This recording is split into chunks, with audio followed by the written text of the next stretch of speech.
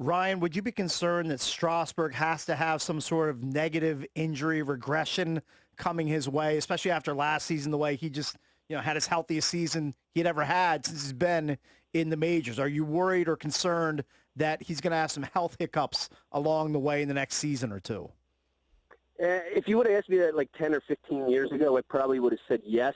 But the way that, he's going through the Tommy John, the way that surgery has been of late, they're just so far advanced with their ability to repair these guys and not only bring them back to where they were, but bring them to a place where they're even better. Of course, he has had some other injuries throughout his career, but I'm not too concerned. I think last season was a great sign for him, and I'm kind of hoping for a second half of his career analogous to Justin Verlander, because he's a phenomenal pitcher and he's a lot of fun to watch. Yeah, maybe the Red Sox player you were talking about was Nate Eovaldi. Was that who you were talking about? Thank you. Yeah. Yep, thank you very much. Yep. So when you look at these contracts, all right, so Strasburg signed for the 245, and then the previous contract of David Price was 217. All right, so these contracts for these pitchers, when they're breaking these records, they're just jumping. They're jumping big.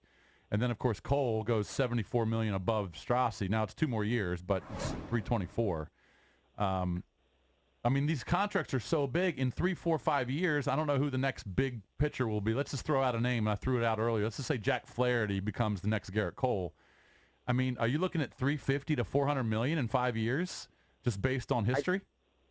I think the collective bargaining agreement is going to have a lot to do with what we're going to see in the future. But, again, a lot of these guys, even Mike Trout. Mike Trout's worth $80 million a year in terms of what he does on the field. Right. And it's unfathomable to imagine somebody's worth that much money.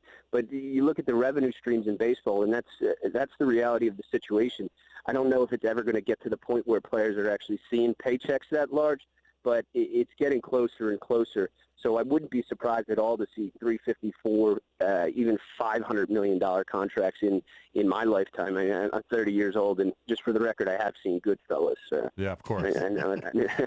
But I wouldn't at all be surprised to see those the contract numbers approach the $500 million mark in the future. Yeah, it kind of makes you wonder what the Nats are going to do, and I'm sure this is one reason why they decided to let Bryce walk, because they looked at some of their younger players, the Juan Sotos of the world. Now, they don't have to deal with it for 4 or 5 years because they control him. But what's Juan Soto going to be if he continues to get better, which he should, and he continues to put up historic numbers for his age, which he should? It kind of you think he's going to be worth close to 500 if Trout was worth 4 and change? Yes, and I think the Nationals kind of dropped the ball. The Braves made the best move in locking up Ozzie and Acuna Jr. And in reality, those guys are going to be underpaid severely for a large portion of their career. And the Nationals probably should have. I don't know how much effort they made in trying to sign Soto long term early on, but that's something they probably should have done. And I wouldn't be surprised to see them try to do that with Robles at this point. Yeah. All right. So one question you asked on your Twitter page was, do you think either Gerrit Cole or Strasburg are future Hall of Famers? All right. And you had 4 choices. Neither of a Hall of Famer. Both Hall of Famers, Cole only, Strasburg only. And I was just thinking about this as it pertains to Strassi, because I was looking at his total numbers. He's been in the league for 10 years. Now, obviously, this past year was his best year. He was the MVP of the World Series. He threw 209 innings, but he's got 112 wins. Now, he's had some injuries, and I know you can't put a lot of stock in wins, but if you look at the best pitchers of all time, they've all got the most wins, all right? Well, they're certainly on the list. And I'm looking at the Hall of Fame pitchers right now, and now, yeah, there's probably 8 to 10 that have less than 200 wins, excluding the relievers. But you probably got to get to close to 200 wins to be considered. Now, there are guys that like Sandy Koufax that are 165, Dizzy Dean 150. So you can get in with the mid-hundreds, but you probably got to be close to 200. And I don't see Strasburg touching 200. He's got to get another 80 or 90 wins, and that's going to be tough to do considering. I don't disagree, especially with the WAAs. I don't know, but I do a lot of work with the Hall of Fame stuff. That's why it's the question I posed. I do think Strasburg's going to get close to that 200 number. Like I said, I really foresee he's much more of a pitcher now than a thrower. You guys see it every single fifth day.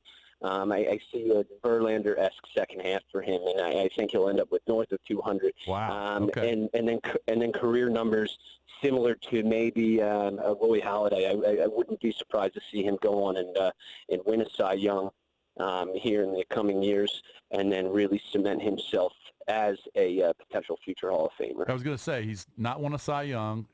He's done his third, 4 all, or maybe 3. But so you think he's going to get 200 wins? I do, and I'll call you back in 7 years if he doesn't. Right, exactly. All right, real quick on Rendon.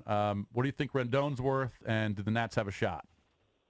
I don't think the Nationals are going to sign Rendon. I think we're going to see a Moreno knee-jerk freak out because he didn't get his guy in Cole. He's going to go and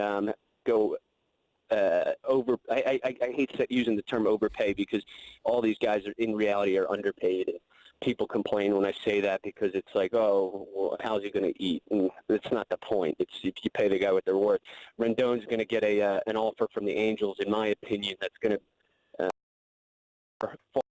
the market and everybody else's offer, and that's where I think he's going to end up. Yeah, the Angels were desperate for Cole, okay, and obviously they couldn't come close to that number. They missed on him, so now they've got to get somebody.